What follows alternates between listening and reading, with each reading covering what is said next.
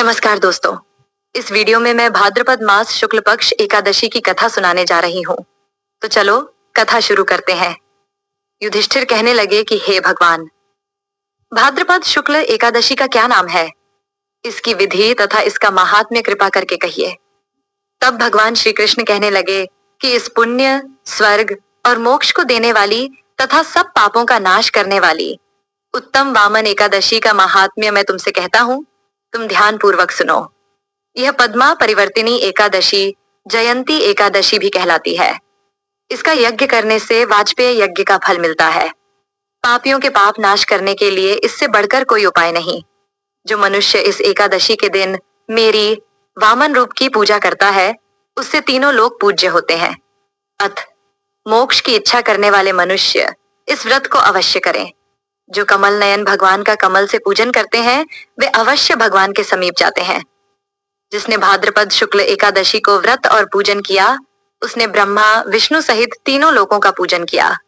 अतः हरिवासर अर्थात एकादशी का व्रत अवश्य करना चाहिए। इस दिन भगवान करवट लेते हैं, इसलिए इसको परिवर्तिनी एकादशी भी कहते हैं। भगवान के वचन सुनकर युधिष्ठिर बोले कि भगवान, मुझे अति संदेह हो रहा है कि आप किस प्रकार सोते और करवट लेते हैं तथा किस तरह राजा बलि को बांधा और वामन रूप रखकर क्या क्या लीलाएं की। चातुर्मास के व्रत की क्या विधि है तथा आपके शयन करने पर मनुष्य का क्या कर्तव्य है, सो आप मुझसे विस्तार से बताइए। श्री कृष्ण कहने लगे कि हे राजन, अब आप सब पापों को नष्ट करने वाली कथा का श्रवण करें। त्रेता युग में बलि नामक एक दैत्य था। वह मेरा परम भक्त था। विविध प्रकार के वेद सूक्तों से मेरा पूजन किया करता था और नित्य ही ब्राह्मणों का पूजन तथा यज्ञ के आयोजन करता था। लेकिन इंद्र से द्वेष के कारण उसने इंद्रलोक तथा सभी देवताओं को जीत लिया। इस कारण सभी देवता एकत्र होकर सोच विचार कर भगवान के पास गए। बृहस्पति सहित इंद्रादिक देवता प्रभु के निकट जाकर और नतमस्तक होकर वेद मंत्रों द्वारा भगवान का पूजन और स्तुति करने लगे। अतः मैंने वामन रूप धारण करके 5वां अवतार लिया और फिर अत्यंत तेजस्वी रूप से राजा बलि को जीत लिया। इतनी वार्ता सुनकर राजा युधिष्ठिर बोले कि हे जनार्दन, आपने वामन रूप धारण करके उस महाबली दैत्य को किस प्रकार जीता? श्री कृष्ण कहने लगे, मैंने वामन रूपधारी ब्रह्मचारी बलि से 3 पग भूमि की याचना करते हुए कहा, ये मुझको 3 लोक के समान है और हे राजन, यह तुमको अवश्य ही देनी होगी।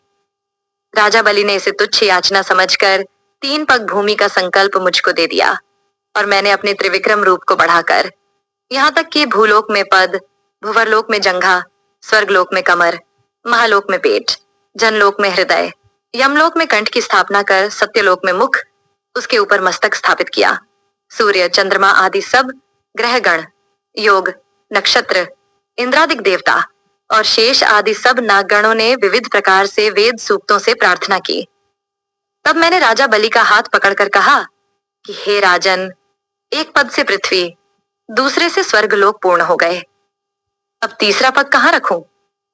तब बलि ने अपना सिर झुका लिया और मैंने अपना पैर उसके मस्तक पर रख दिया, जिससे मेरा वह भक्त पाताल को चला गया। फिर उसकी विनती और नम्रता को देखकर मैंने कहा कि हे बलि, मैं सदैव तुम्हारे निकट ही रहूंगा। विरोचन पुत्र बलि से कहने पर भाद्रपद शुक्ल एकादशी के दिन बलि के आश्रम पर मेरी मूर्ति स्थापित हुई। इसी प्रकार दूसरी क्षीर सागर में शेषनाग के पष्ठ पर हुई। हे राजन, इस एकादशी को भगवान शयन करते हुए करवट लेते हैं, इसलिए तीनों लोकों के स्वामी भगवान विष्णु का उस दिन पूजन करना चाहिए। इस दिन तांबा, चांदी, चावल और दही का दान करना उचित है। रात्रि को जागरण अवश्य करना चाहिए। जो विधि पूर्वक इस एकादशी का व्रत करते हैं, वे सब पापों से मुक्त होकर स्वर्ग में जाकर चंद्रमा के समान प्रकाशित होते हैं और यश पाते हैं। जो पाप नाशक इस कथा को पढ़ते या सुनते हैं, उनको 1000 अश्वमेध यज्ञ का फल प्राप्त होता है। परिवर्तिनी एकादशी व्रत की दूसरी कथा इस प्रकार है। पौराणिक कथा। महाभारत काल में पांडव भाइयों में सबसे बड़े युधिष्ठिर ने भगवान श्री कृष्ण से भाद्रपद के शुक्ल पक्ष की एकादशी व्रत के बारे में पूछा। तब भगवान श्री कृष्ण ने उन्हें ब्रह्मा जी के नारद मुनि को सुनाई एक कथा सुनाई। नारद जी ने ब्रह्मा जी से पूछा था कि भाद्रपद की एकादशी को भगवान विष्णु के किस रूप की पूजा की जाती है। ब्रह्मा जी ने नारद मुनि को बताया कि भाद्रपद के शुक्ल पक्ष की एकादशी को भगवान ऋषिकेश की पूजा होती है। उन्होंने बताया कि सूर्य वंश में मानधाता नाम का एक चक्रवर्ती और महाप्रतापी राजर्षि हुआ करता था। उसके राज्य में सभी सुखी थे। एक बार कर्म फल के कारण उसके राज्य में 3 वर्ष तक अकाल पड़ा। प्रजा के निवेदन पर मानधाता अकाल का कारण जानने निकल पड़े। इस दौरान उनकी मुलाकात अंगिरा महर्षि से हुई और उन्होंने अपनी परेशानी उन्हें बताई और उसका कारण जानना चाहा।